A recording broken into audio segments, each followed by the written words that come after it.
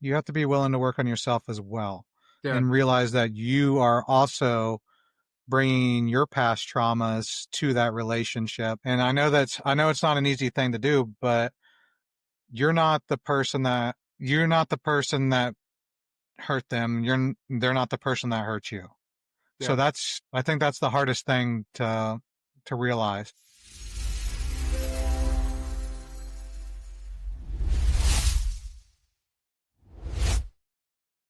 Back to you, Bob. Hello, everyone. Welcome to the 7th episode of the Enlightened Normal Dudes. I'm Shaun. And I'm New Hamster Wilson. New Hamster Wilson. Welcome, New Hamster Wilson. It's good to have a guest speaker tonight. Yeah, I think I'm just going to start rocking like random names. Have you ever seen the show Psych? Yep, I have. And Great show. And I love how he just comes up with the random names. that is actually really, really awesome. But yeah, I'm Cory. This is Shaun. Back to you, Bob. Hey, well, thank you, everybody, for tuning in and watching us. We really do appreciate the support. We do. And from my understanding, I'm way funnier on this podcast than when I'm at work. I think that's I have heard some of that feedback. And yeah. I have to say I kind of have to be a little bit. What I've less funny explained at to work. people is that the role that you're playing at work is a more serious character than you play on this show. Yes, I do play a more serious. And you are a method actor, so I am a very good, improv actor. Is that what it's called? I can improvise. Yeah, there are improv actors, but you're not Okay. improv. You're method. You've got to live the role. I've So like gotta when you're in live it, the role. you're like, okay, today I'm Shaun. Oh, bleep. Bleep. I'll bleep it out. All right. I need to be very serious and professorial. So, if no one's noticed, Cory may or may not have trimmed his beard the other night. So he is lacking some of his superpowers tonight. So I don't know how this episode's gonna go. You gonna share the thing? I was getting to it. So just a random text message the other night. I'm like, at like what time? Do you remember what time that day? Let's look at it. It was like 12:30 a.m. 30 a.m. Well, it actually says 12:30 p.m. on here, actually. Well, it wasn't in the afternoon. Lies. No, I'm sorry. It was 12:19 a.m. is when I received this message from Cory. That is his he's in his new mohawk phase. I was like, bro, is this a good look for the next podcast? I said yes. So he is now currently having that hair woven into a toupee. Would you believe that I left that hair to the side of the sink with express instructions that it should not be disturbed, and my wife threw it away? She would do that to you? Yeah. Yeah. Oh, by the way, how's everyone like the new swag? It's amazing. Custom. It's not bedazzled. Someday that logo is going to be everywhere. It will be everywhere. We're going to be known as the Enlightened Normal Dudes. And there's going to be multiple an army of enlightened normal dudes. Enlightened normal people. Yeah, exactly. It's dudes and dudettes. And whatever you want to call yourself. But enlightened. So we're all going to be normal. Yes, enlightened and normal. And normal. Enlightened and normal. Enlightened and normal. But however you want to be. But those two things. That's awesome. So how was your week? Okay, no. How was your week last week? I mean, it was good. I did my first 3 night shifts, and it was great just getting back into it for a second week. And I actually did better than I thought I would. Like, nights is obviously a different vibe, but it's cool. It's it's got its goods and bads, but I actually did really good throughout the night. It was just the drive home. Like, I really feel for night shift people. Like, it's a lot to flip yourself like that. And then on the drive home, I think I'm all right. And then I'm like, ooh, I got to like catch myself. Got to take 3 cups of coffee to the dome before you drive home. Yeah, but then you can't sleep. That's a slogan. Hey, that's I did that the second night. Yeah, patent pending. 3 what was it? 3 slugs to the dome? 3 coffees to the dome before you drive home. Yeah, 3 coffees to the dome before you drive home. That is good. Yeah, but I did that the second night, and then I couldn't really sleep. So then, yeah. So there's an art to it, man. I genuinely, I have a lot more respect for the night shift in that, that's a lot. All right. That's Yeah, awesome. yeah, but it was good. It was really good. That's cool. Yeah, this past weekend, I did a charity event I went to an off-road charity event it's That's what called you were Crawl, doing. yeah, Oh, okay. Crawling for the Fallen. It honors, fallen police officers That's that awesome. either get killed in the line of duty or commit suicide. And That it's a, part is not awesome. no, it's not awesome. It's not awesome at all. It's actually Yeah, very sad part, but, it's a very good cause. yeah, Um, What's actually really crazy and very sad too is I witnessed my first plane crash yeah, this weekend. I was about 200 yards away from a stunt plane that crashed, and that was a very, lack of a better word, a traumatic experience because it just came out of nowhere. yeah. You shared those pictures with me, and that is very unsettling. It's It was weird, very, like even if you've worked around, like in healthcare and you've seen people at their worst or dealing, with death and all those different things, to see stuff on the outside and like particularly like traumatic acute things, no matter who you are, is crazy stuff. yeah. I mean, I know that we all went running towards the plane, obviously, like what first responders normally would do. Hmm. But there was just it wasn't going to happen. I mean, it was completely Yeah, obliterated and engulfed in flames by the time anyone even got near it. it's super sad. It was super sad. Well, I'm sorry you had to see that, buddy. No, it happens, but overall, still a good weekend. Still went out there for a great cause. And one more time, what was the name of the cause, so that way people can go out there and Um, contribute to it? so it's called Crawling for the Fallen. They do it out in Keystone Heights. Okay. It's put on by Off Road United. Honors our firefighters, police officers, first responders, hospitals. All right, and I'll look It's a for a link that we can put in the description when we it's put the a video out. great event. If you want, you can look on my Instagram page too, Captain Shawnee. You have an Awesome. Instagram page. Yeah, I have an Instagram page.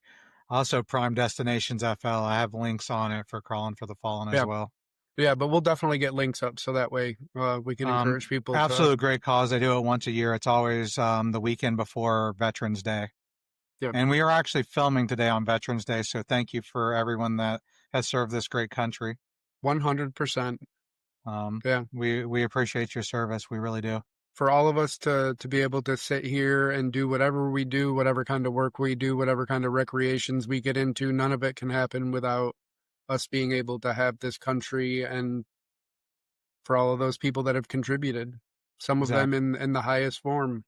Exactly. Hats off to all of you. So, what are we talking about tonight, man? I know that I sent you the You script. did. So the big thing tonight is we are going to get into something that Shaun has been sharing with me a lot, and I've been aware of. I have a sister that is deep into psychology, and so she loves to talk about this stuff. But Shaun has dove into it much more than I ever have. And so tonight we're going to be covering attachment styles. So, yeah, this is will be how people people's attachment styles affect relationships. This doesn't have to be romantic relationships, but it does primarily affect romantic relationships. But this could also be friendships, just bonds in general with people, family, friends, doesn't matter. There's four main attachment styles with subgroups, but we'll just go over the main ones and um, And as a hopefully, quick note, we are going to be pivoting a little bit. While we have been going over current events, and we will continue to do so here and there, we definitely want to approach things from the positivity standpoint and encouraging health, wellness, and positivity. And so we are going to stay away from some of the more contentious stuff just because we want to really stay in our lane of promoting positivity, health, and wellness.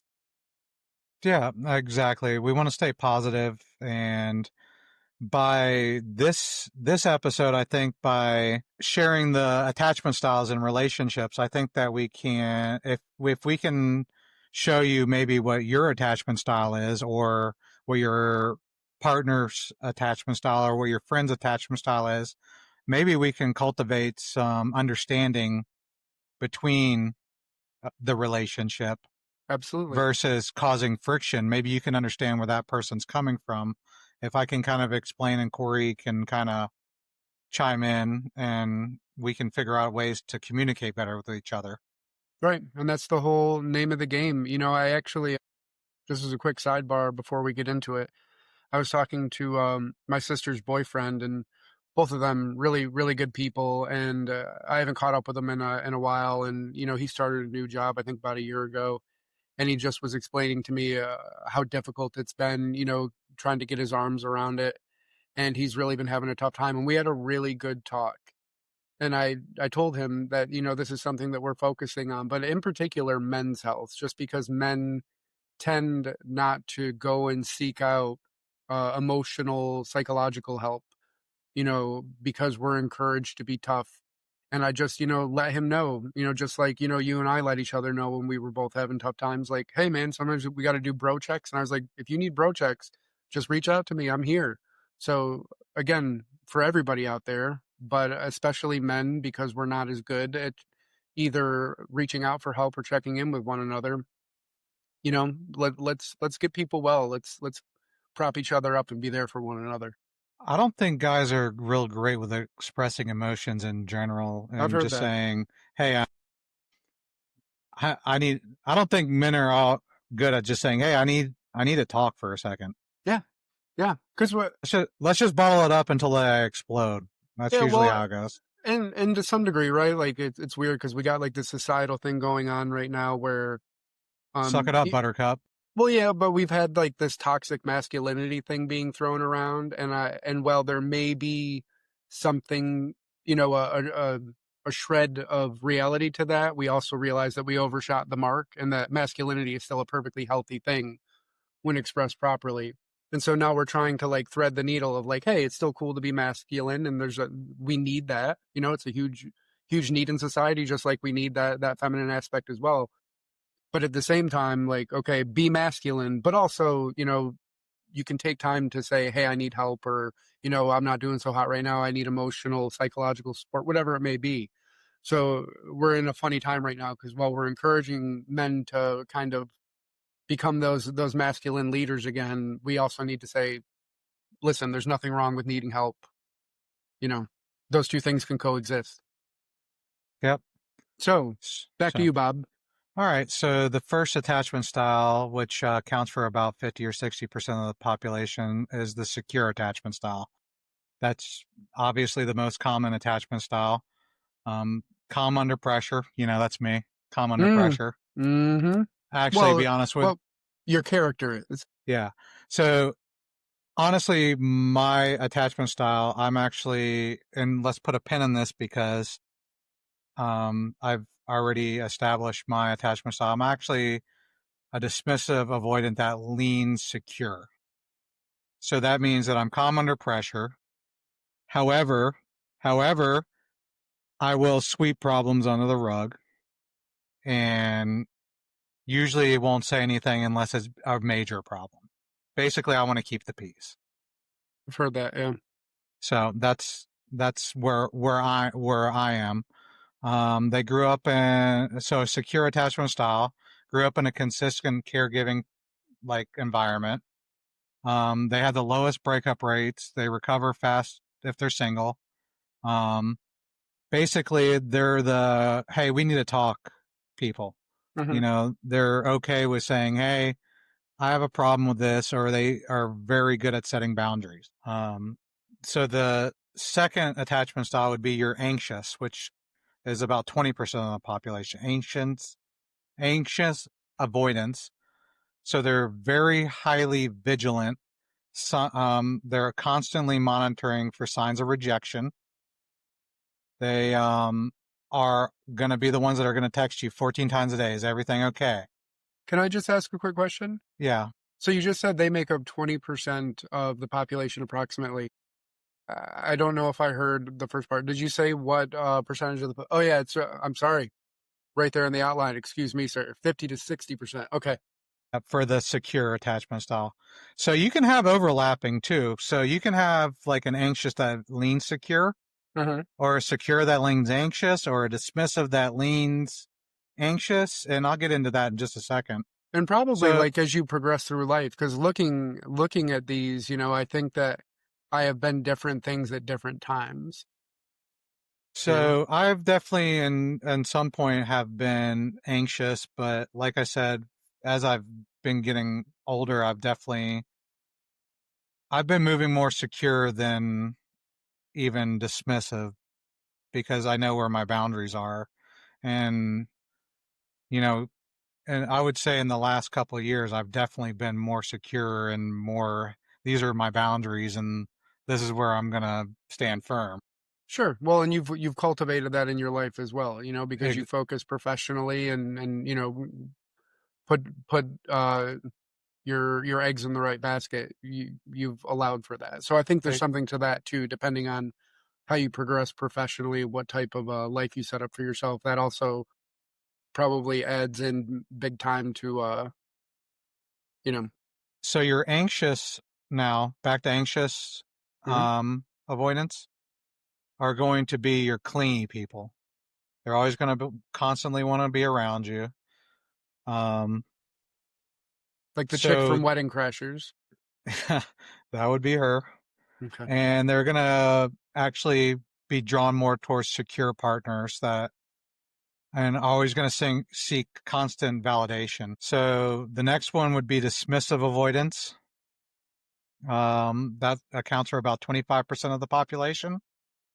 They value independence above intimacy, deactivate emotions, especially when they get triggered. Typically, so this isn't on the outline, and I'll just tell you, typically a dismissive avoidant um, has a deep rooted fear of intimacy because they were taught at an early age that it is not okay to show emotions. Usually one or both of the parents were very negative towards like any kind of emotions, basically saying, quit crying or suck it up or something along those lines. Or they learned at a very early age that one or both of the parents they couldn't rely on to be emotionally available. So they carried that through even subconsciously in adulthood. Dude, this is So, definitely what I am. well, that's usually how you figure this out is by people telling you, "Hey," and it kind of This is clicks. really helpful, man. Thank you. You're welcome. But dismissive avoidance feel trapped by closeness, so they're always waiting for that other shoe to fall. They're always like, "This is too good to be true. They're gonna hurt me." Um, but then there's that last one that's even the most terrifying group. It's called the fearful avoidant, which is the combination of the dismissive avoidant and the anxious avoidant. And it's a constant power struggle between the dismissive and the anxious. And they go through hot and cold spurts of wanting to be close and wanting to be away. It's a very, very scary thing of hot and cold. And um, they are the most difficult, which can be one of the most difficult, if they don't see therapy for their past traumas, Hmm. basically, to be in a relationship with. And that's not just romantic relationships, that's also friendships, that's just relationships in general. I like one of the notes there, in quotes, come here, comma, go away, energy on steroids. Pretty much, yes. Yeah. If, Um, just real quick, because I'm just trying to parse this out for myself, and maybe this helps other people parse it out for themselves. Like, I think that I was like dismissive avoidant or avoidant dismissive, whichever. Um, like younger, and definitely a big part of me growing and finally being able to like have a healthy adult relationship was finally like dealing with that in my own ways, like parsing it out in my head and realizing that I had issues with closeness. But like that was a huge thing. So now, like, I would say I'm probably more like secure, but again, that's because of life circumstances, right? Because I've done things and feel a little bit more financially settled and so on and so so forth. I think a lot of these attachment styles actually could be even financially related because once you Sure. feel Yeah. more secure and stable in every other aspect of your life, you can start kind of relaxing in your relationship side of your life. Yeah. So, but back to the fearful avoidant. Um, I wrote down a note in my phone on how I kind of explain it a little better. So, as a not progressing, like in a fearful avoidant relationship. So, anxious, fearful classic anxious, fearful escalation. So 1 to 2 years, we're so happy, best relationship ever. The 3+ year, if they really love me, they'd propose, blend family, etc. When the milestone doesn't come, panic, devaluation, breakup. That's how the fearful avoidance cycle works. And um, without therapy, the cycle will happen all over again, either with that same person or with another partner or with another friend. That Hmm. that cycle will keep happening without therapy. Yeah. And that's why I said the fearful avoidant. That is actually one of the most. That's the scariest attachment style. Um, all the other ones, you can they can be worked through. Well, yeah, and it sounds like all of the other ones you can see if you look around at like your circle, not even like your immediate friend circle, but just your life circle. Yeah, All different sorts of examples of these types of people at varying degrees, but they're in marriages and able to, have a normal life, so on and so forth. So like you were saying, like these are ones that you can find a way to mitigate. But yeah, I see how that, I mean, obviously the fearful avoidant, because they just can't, like their skin crawls when they get like too comfortable and then they're afraid and that and they'll just shut down. mhm, They'll go cold. And like I said, accountability, there is no accountability. It's not going to happen. There's no yeah, accountability for actions. yeah, It's almost a narcissistic type of, um,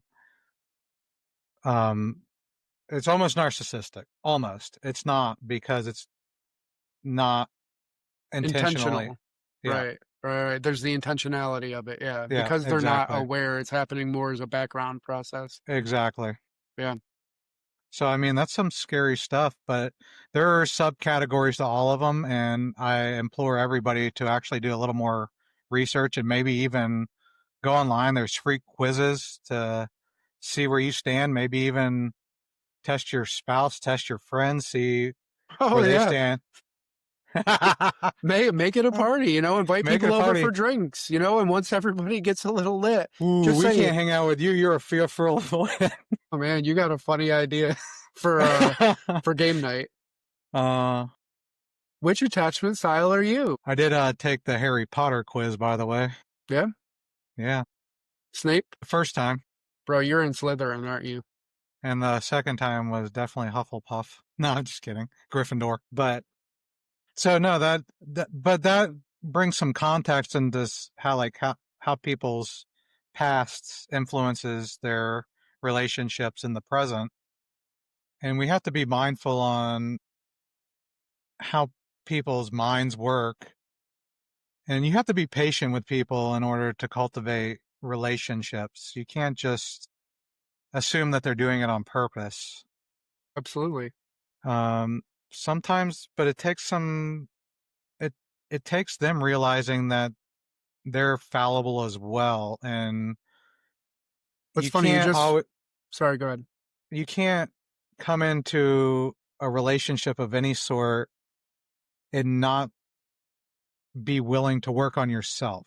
You have to be willing to work on yourself as well Yeah. and realize that you are also bringing your past traumas to that relationship, and you should not be projecting your past traumas onto that person, and that person should not be projecting those traumas onto you as well.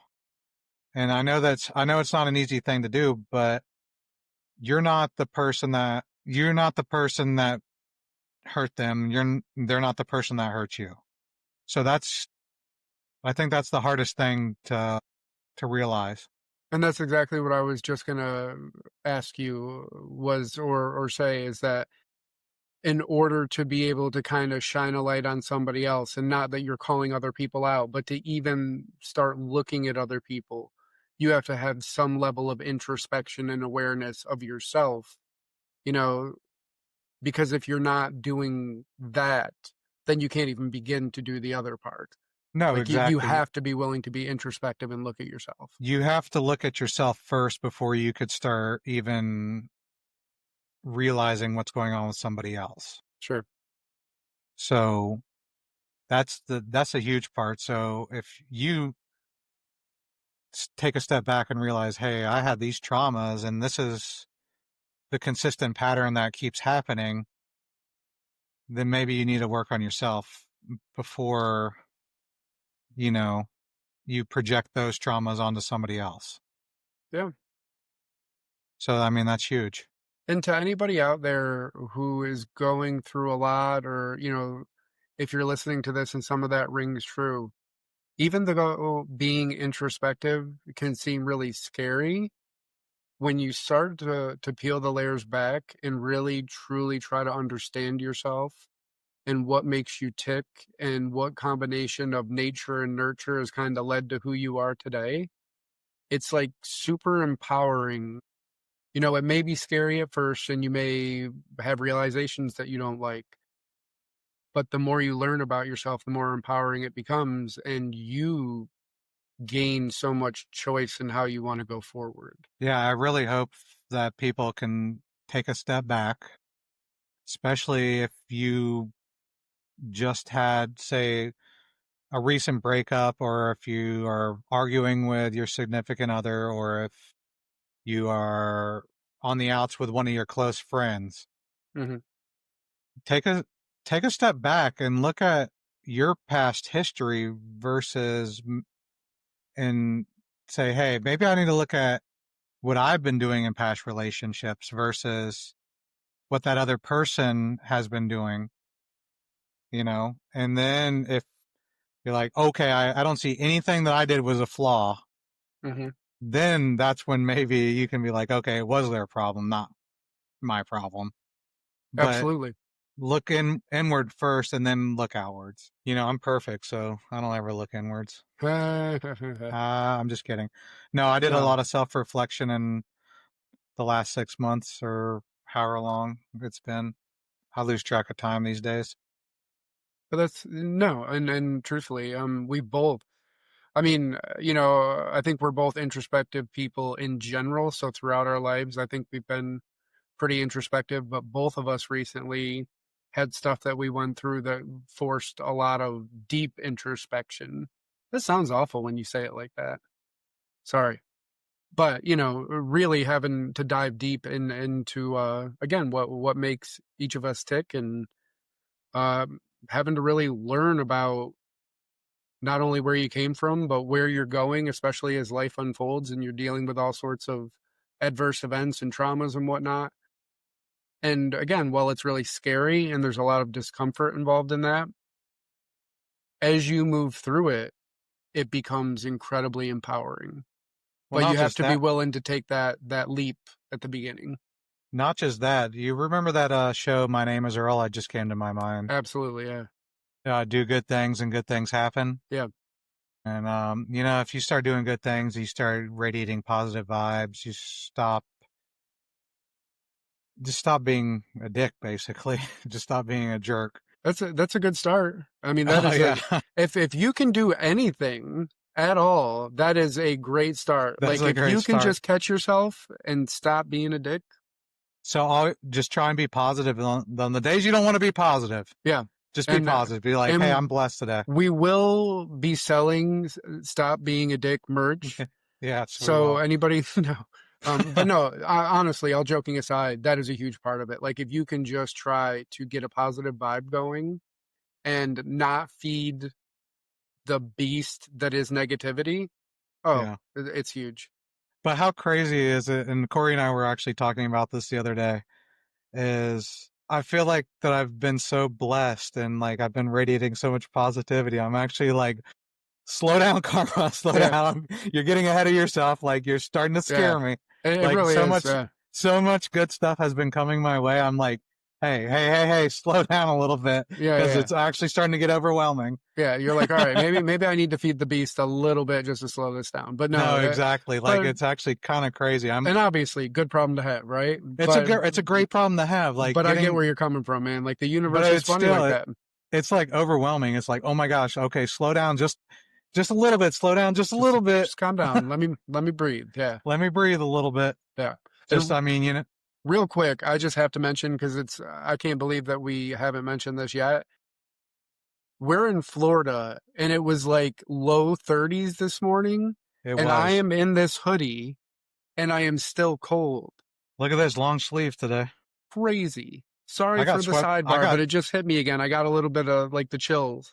yeah, it's 66 in my house right now. I got sweatpants on. Dude, we're not even going to survive this.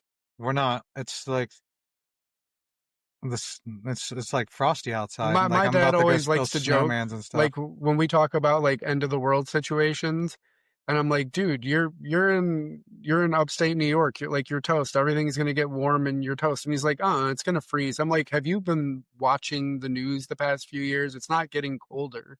But he might be right.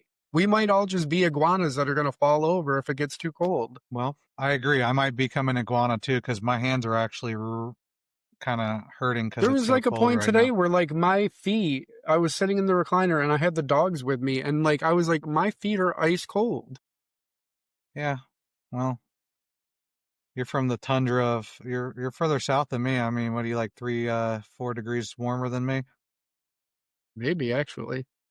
Probably. I actually have heard that from some of our mutual friends that are big gardeners. They said that like it's funny the difference from uh St. Augustine to down here. Man. Sure. Well, you want to get into their second topic of the night, or do you want to talk about the weather? No, I just listen, when we have a weather event like this, like to not mention it is, we said we'll stay away from some controversial stuff. The weather is not controversial. It's It's very happening right now. controversial. Oh Where's the global warming at? my God. But there have been some incredible memes today. I forget like what the one said, but there was a guy laying down next to an iguana that fell out of a tree, and they had something really clever. It was a good meme. Not good enough You for me have to to find remember, that but one day. I knew that it was funny. All right, so what's next? So, the relationship stress test. So, there's nothing going to stress test a relationship more than a job loss, spiritual loss, infidelity, or a long distance relationship, right? How So did when you you say handle it? stress test, you mean like actual? Like I was thinking like, okay, T gets home from work and I'm like, T, you're not going to believe this. I accidentally killed somebody. You got to keep it quiet. And like Well, obviously you I know that didn't. she's gonna help you bury the body. It's fine. Man, I don't know. I Would don't know she that I turn would you in? trust her under stress. She would totally crack. Would she crack? I don't think she would turn me in, but dude, if she was getting questioned, oh, oof, Well, I'm she not totally talking crack about under that. I'm pressure. talking about like I mean, you guys were pretty resilient through, the last 2 years, basically. I think that, No, she's my ride or die. Don't get it twisted. well, that's what I'm But would saying. I she think help me that's, cover up a murder? I don't know. well, I'd turn you in for the reward. Yeah. And it also probably would have to depend on who, right? Yeah, I mean, I agree with that one. Obviously, all jokes. We that's not good karma, so we can't be doing all that. Giggity. All right. So the No, relationship stress test. but the relationship stress test. I mean, you guys were long distance for a while, weren't you? No, we never were long distance. It looked like early on in our relationship. I lived with a couple of other dudes. And one of them didn't move out. And then the other guy actually met somebody from back home where we were from. And at that particular time, I lived about 4 hours from where we were from. So, had I not been able to stay in New Jersey, we would have had a long distance relationship. But that was kind of like the first big moment of T and mine's relationship was that when that guy said that he was leaving, essentially I didn't have anybody else to live with. And at that point, I don't think ideally we would have been ready to live together yet. We would have been ready, but out of respect for T's parents, she would not have been ready. So in that way, but because I didn't have anywhere else to go, it was funny. One night she stayed at my apartment, and I brought her home the next morning, and she was living with her parents at the time after she completed her master's in teaching and had, I think, just finished up her apprenticeship. But so I took her home that morning, and I still remember to this day. Do you remember the movie Wanted with Angelina Jolie, where they're like assassins who can curb bullets? Yes. Okay. Worst movie ever. Yeah, it wasn't the best movie, but for whatever reason, I went home that morning and I was watching that movie, and T like texted me something to the effect of like, "Well, I'm moving in," and I was like, "What?" So that's kind of yeah. So that was funny. Yeah. So you get all these different stress tests in a relationship, right? And how you handle those things, obviously, each hurdle you cross builds a foundation of trust. And I think at every different point, while that may not have been ideal and certainly meant no disrespect to her parents at the time, that was a definite foundation of trust layer, and we've built up ever since then. Okay, Yeah, understood. Okay. No long distance, but the other thing was infidelity. I've never. I'm loyal to a fault. I definitely don't believe in infidelity. If you're with somebody, you're with somebody. If you same here. I wouldn't be able to look at myself in the mirror. No, I'm completely 100% against infidelity. If you want to cheat, then that means that it's time to have a hard conversation. Yeah, absolutely. That is not a that is not something that's okay. And you know what's funny is like I genuinely feel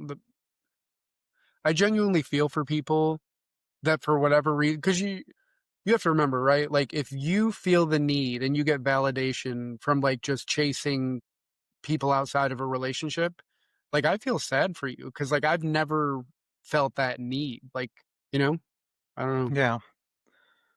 Yeah. So temporary external stresses, like money, health, and grief. The question is fight versus fold. The first big fight, you repair or you fold? I Hmm. mean, I'm sure you and T have had many fights. Obviously, in my last relationship, our first big fight was a fold. Okay. So, And I mean, so elaborate on that. realistically, our one and only really big fight, it was a fold up shop. I'm done. I'm out. Yeah. Reflecting back on that, do you Yeah. think the lack of, when you say fights, do you think the lack of those conflicts I think maybe it was a lack of conflicts that ultimately created animosity and come right? Well, that's what I was gonna created say. Like, is that a contempt. red flag in and of itself to It not? was definitely a red flag looking back, but I Yeah. mean, it was a lack of communication. But obviously that boils down to attachment styles and, knowing what I know now. Yeah. Um, You know, I mean, it is what it is. I yeah. mean, you can't go back now. T and I joke that one of the things we love most about our relationship is how we've evolved with our fights over Yeah. time. Because there was certainly a time when you're younger, you're more juvenile, you don't think, you're quicker to want to elicit like a desired response, right? So sometimes you want to cut with your words. And as we've grown older, w- both of us had softened in a lot of ways. And like, so particularly me, because I think that I definitely had, let me go back up here. Well, I think that fights are healthy in a relationship. Yeah, I yeah, think that what you do is you can't hit below the belt and you can't cut. yeah. You So I can't hit below, you just can't hit those sensitive areas. well, I think there was definitely a time in my life when I was younger before I started like really growing emotionally where I was probably fearful avoidant. So I was in that really gnarly category. And then I Yeah. think I graduated to dismissive avoidant.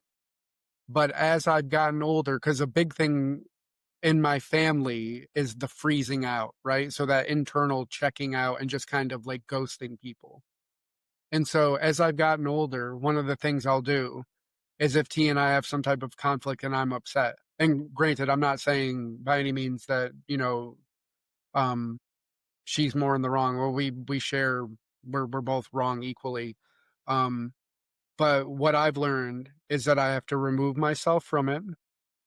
And she is the kind of person that wants to deal with it and like have resolution like ASAP, right? So what would you say that falls into? The second one? Um, she's Anxious, definitely anxious. anxious Yeah, avoidant, yeah. or she's anxious. It's anxious preoccupied is actually what it's called. Okay. So yeah, she would fall into that because she does not like that unsettled, unresolved conflict. And so what I've had to do in our relationship, because I am now aware that my knee-jerk reaction is to be the freeze out person and shut down emotionally, is that I have to say, listen, everything's okay. I love you to death. I'm not going anywhere. We're together till the end of time. And I just reassure her. And at this point in our life, she knows that anyways.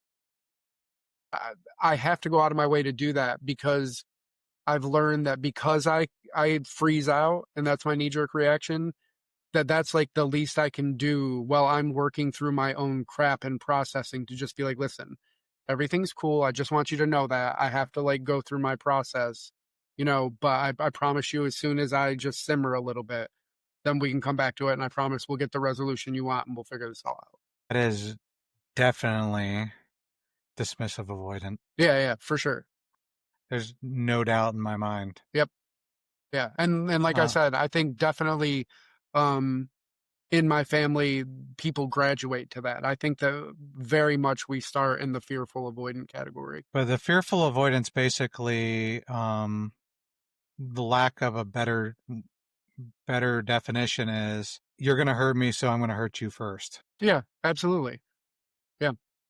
Um, and closeness is equal to closeness is bad, basically. I can remember, I don't know if this resonates with, well, no, because you're not dismissive avoidant or fearful avoidant, but I can remember growing up, whenever I would have a guy friend and like I would feel like they were getting like too close, like too broy, I would Yeah. feel like weird and I would kind of push them away. I'd be like, all right, bro, calm down.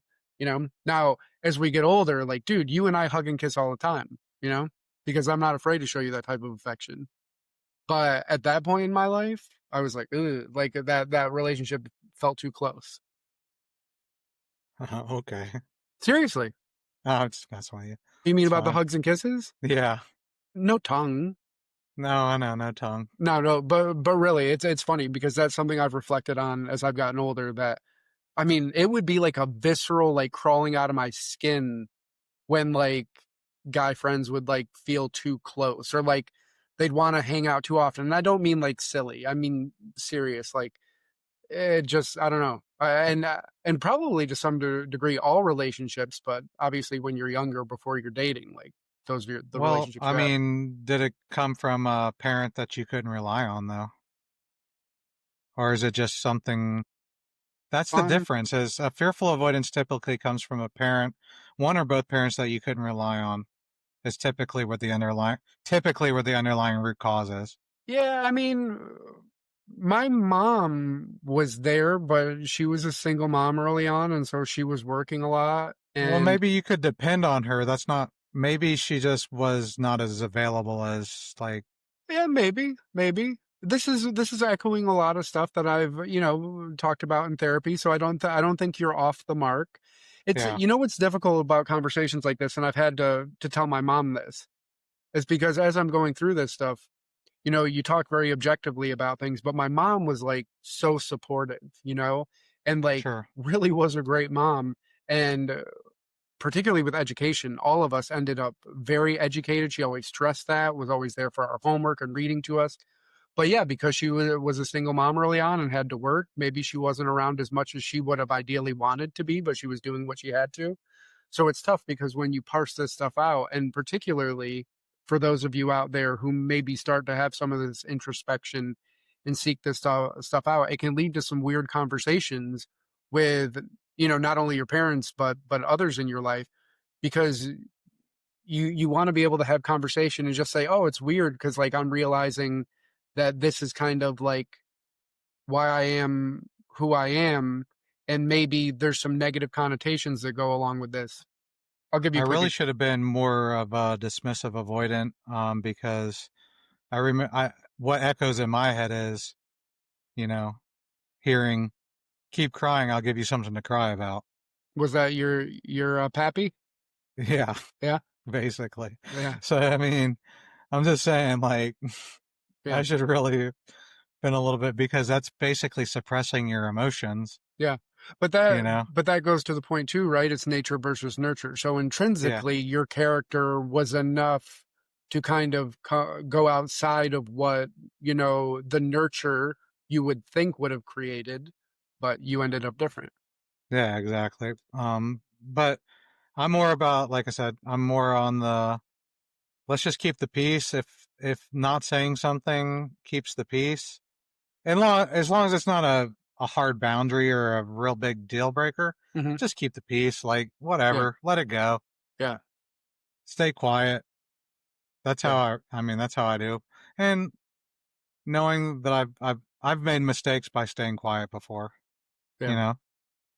So sometimes you have to speak up even on the little issues because then people get in their heads and they're like, "Oh, it's a bigger issue than what it really is." Sure. And it's not a bigger issue. It's just I don't care to argue about it. Yeah, and I think in particular with relationships, I think as you get older, you realize that sometimes in a perfect world, you would love if some things didn't have to be explicitly said, but particularly in the world that we live in with how crazy things are, to build a relationship foundation, it's not bad to be explicit in your intentions, in how you feel, in what you need, all of those things as you're building a relationship up. And if you're lucky enough, if you build a strong enough foundation, then you don't need some of that explicitness as it grows, if that makes sense. I would say though, knowing what I know over the course of the last even 10 years of my life, this is a shout out to all the ladies that are watching, All of them, all of them, all of them. all three of them. Mm, you never know. Uh, you never know. Guys are not mind readers. If there's something on your mind, they're not going to read your minds. If you're unhappy about something, if there is a need that you need met, you need to be explicit in what you are thinking And because I would say that goes the other way too. Yeah, it goes the other way. If there's a need that a guy needs to be met, and we're not talking about sexually, we're talking about basic needs yeah. Just to and be like seen, to be heard, to be appreciated. or like in a relationship, like if you Yeah. need a particular thing out of me, whatever that Yes. thing may be, a behavior, whatever. Something that you don't like, something that you like, something that Yeah, you, crazy idea. have Yeah. conversations with the Have a person that you care about. conversation. Don't hold it in and think that you're the person that you're having a relationship with, friend, romantic, whatever, is automatically going to know what you're thinking at all times, Yeah. and you're going to suppress it. And then at the end of a few years is going to be like, oh, you should have just known what I was thinking. Well, Yeah. no. And one of the best parts of our relationship is not ours, mine and T's, but we Yeah. have a great relationship too. Over time, we love like talking to one another, especially when times get tough or we're going through a lot. And we always learn stuff about one another. Like there's always times when we're like, "Huh, I wouldn't have thought that you would have been processing that way or that you felt a particular way." Like T had no idea maybe like 6 to 7 months into my injury and going through surgeries and stuff, how tough of a time I was having. And a lot of my friends didn't because I didn't tell anybody. And you just can't expect anybody, whether they're friends, partners, whoever, to be mind readers, even when things in your head feel like, oh, they should. Like, it's never a bad idea to just be honest with the people that you care about how you feel. And Yeah. in particular, if you value a specific relationship, friendship, partnership, whatever, it's incumbent upon you to do that because you need to cultivate that relationship. Yeah. So a lot of relationships go very much sideways because that resentment builds because people aren't mind readers. Shocking, Hmm. you know? If something's not being communicated, you don't know. I Yeah. mean, it is what it is. And like communicated it explicitly because sometimes people Explicitly. kind of make these vague, like, well, I kind of wish you would do this, right? But it's like Yeah. a vague thing. Don't be Yeah. afraid to be explicit. Like, if you care about a relationship and you genuinely want to be with that person and there's just little things that you need here or there, be explicit. Say, hey, you know what I really need from you? I need this specific behavior. And not that you're Correct. trying to like shape them into somebody that they're not, but like if No. this is like a thing that they could do that isn't changing who they are, and it's just like, hey, I just need that from you. Yeah, cool, no problem. Or they Yeah. might be like, no, I can't do that, but that's cool. You're advancing the ball down the field for a good sports analogy when talking about emotional states. Yeah, exactly. Yeah, yeah. But like you're advancing the ball down the field, and even if it doesn't go the way that you want it, maybe you realize, maybe we're not the best fit. But like you do that in an adult way where you both can learn something as you move forward. Exactly. Yeah, No, exactly. She also got to do it in a in a way that is not it's my way or the highway either.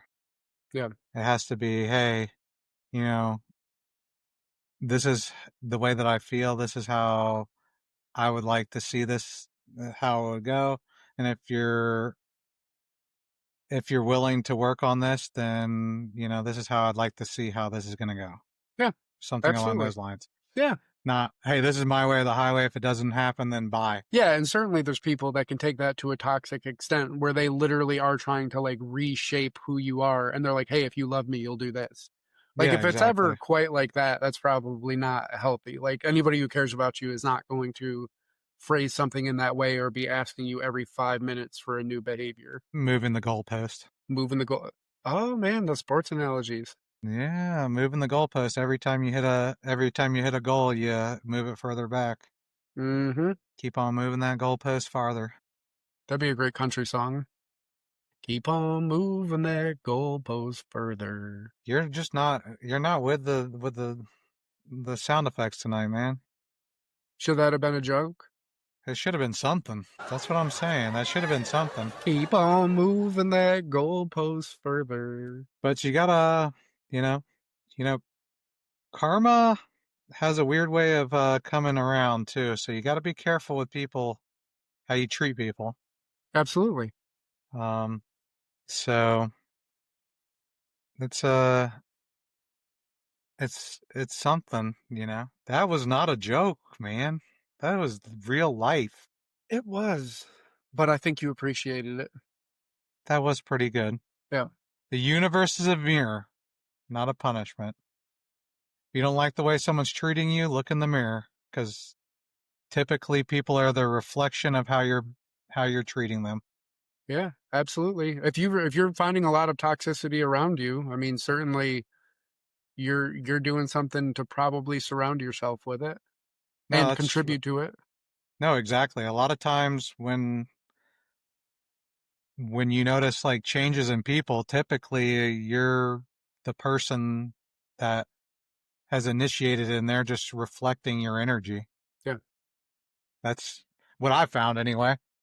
Yeah, no, there's a ton to that. And I think that right as you go further in life, if you're cultivating a healthier life, you're surrounding yourself with people that espouse the values that you have and also display the emotional maturity and intelligence that you're looking for, right? No, exactly. Yeah. So certainly in my lifetime, that is something now, like my home life is like my peace.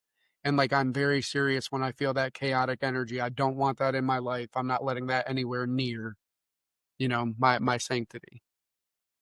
No more drama. Mm-hmm. You say that drama for your mama. Pretty much. You go hang out with your toxic friends with a trident. Yeah, they were 68% of the time, it works every time. Isn't it like 68% of the time it works 80% of the time? Whatever he says, it's dumb. It's hilarious, but dumb. Yeah. Yeah. You hear that? Bears. They can smell a menstruation. Such great movies. Great movie.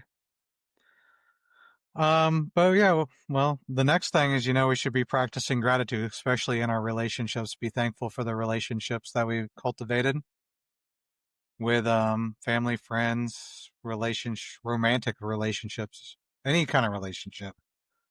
But particularly, Coworkers. particularly, yeah. But and again, I think explicitness, like really telling people, like I can't thank you enough for how much like your support has meant to me. Like how many times have we done that for one another as we've gone through the tough times that we have recently? And again, with my wife, like there are so many times, like particularly, like ironically, we're talking about conflicts and disagreements and stuff. But there have been times like we've gotten to the end of a conflict and we're like, man, thank you so much. You have grown so much in the way that you approach this. And then she's like, yeah, you too. It's really, we fight so great now. It's like hilarious, but it's true.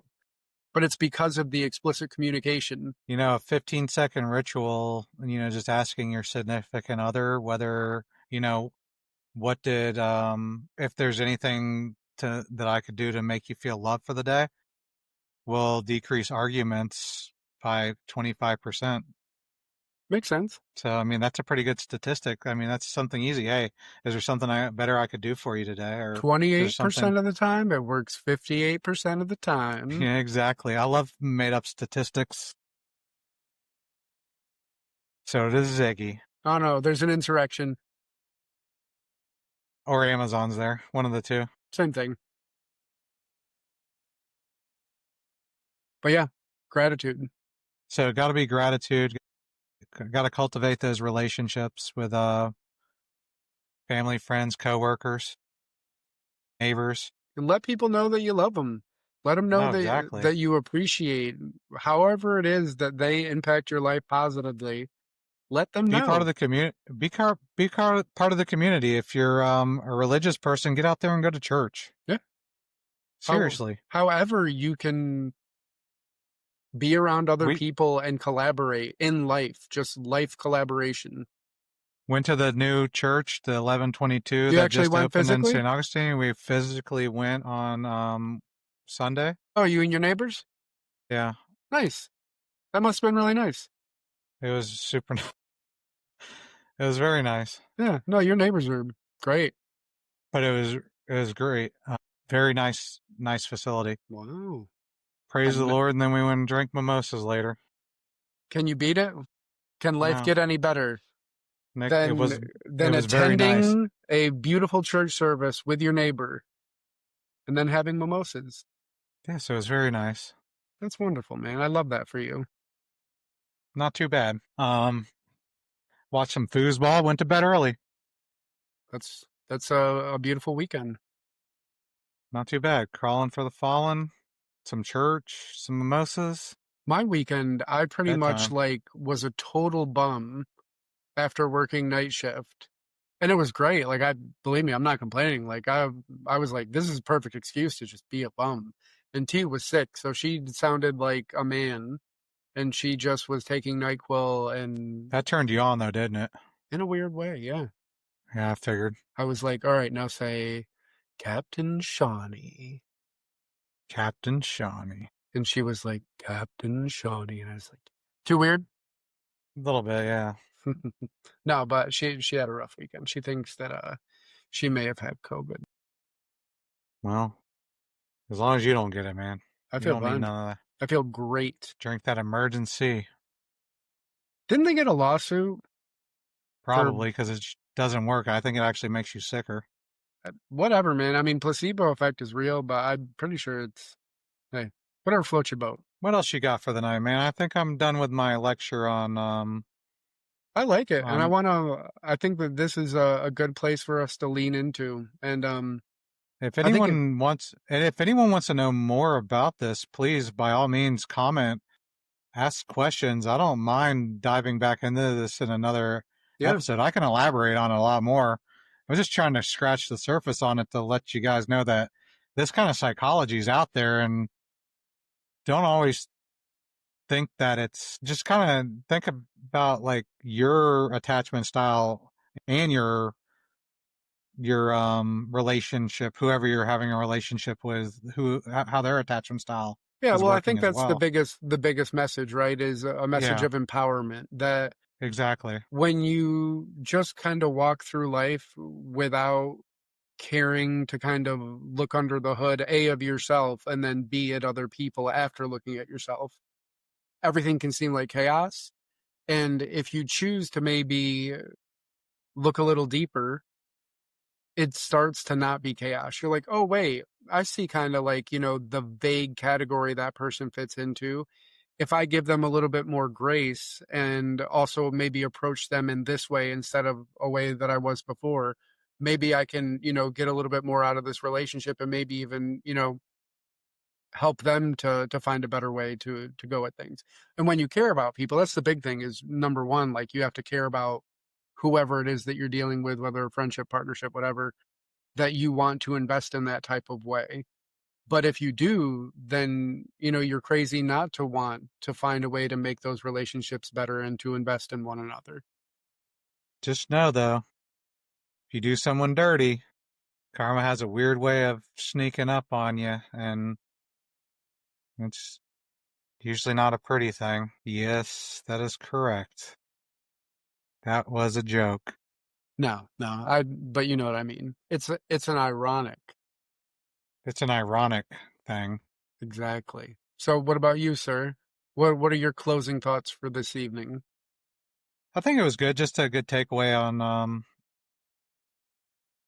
building relationships. And once you know how to deal with your past traumas, you're better equipped to deal with other people's Yeah. past traumas. And I think, yeah, If be you know how to deal with introspective. your crap, if you know how to deal with your crap, you can deal with other people's crap, and then you guys will be more cohesive. Yeah, and just take the time to be introspective. I mean, that's the first step is like care enough about yourself to want to know. I mean, again, just like I was just saying before, like the world can seem like chaos. Sometimes, like we feel like ourselves chaos. Like we just don't know why we get so emotional about certain things, or we have these, predilections to act a certain way if a relationship, goes a certain way or something happens.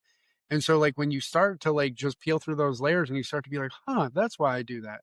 It's incredibly Hey, but empowering. don't think these attachment styles are the end all be all Right. to people's psychology, because I could tell you stories about narcissists, sociopaths, givers, takers.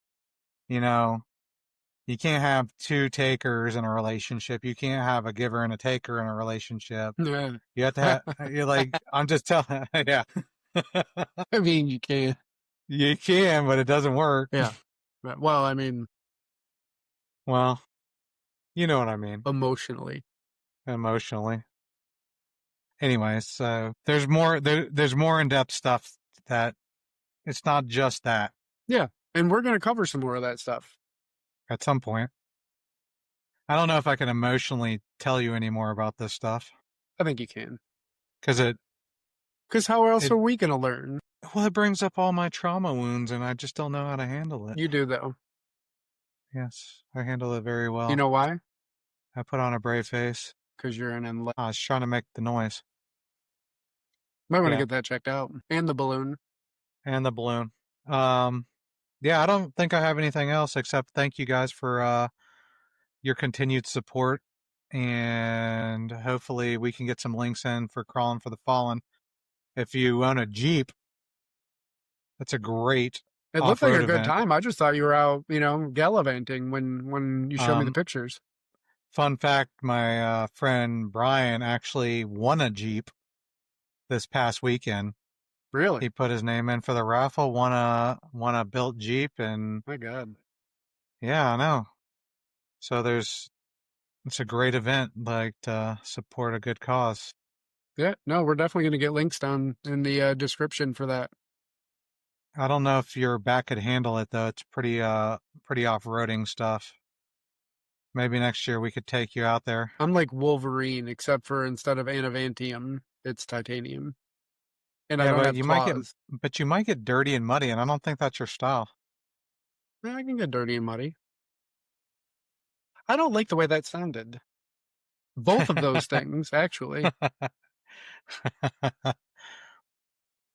I've got nothing else, but be good to your neighbors and love each other. Remember, karma's real. The way you treat people, I'm not it's going to do coming it. back to you. I'm not going to do it. We'll leave that one unscathed by the Yeah, don't do But that. yeah, no, Just that's it, man. leave it Please alone. be good to one another, build community, collaborate with one another, be introspective, and care to know how not only you tick, but how those around you that you care about do, so that you can enhance your relationships. Remember, if you don't like the way someone's treating you, you should look at yourself first because, like I said, typically people mirror the way you're treating them. That's all I got. Back to you, Bob. All right. Back to you, Bob. All right, man. Have a good night. All right. You too. I'll talk to you later. Bye.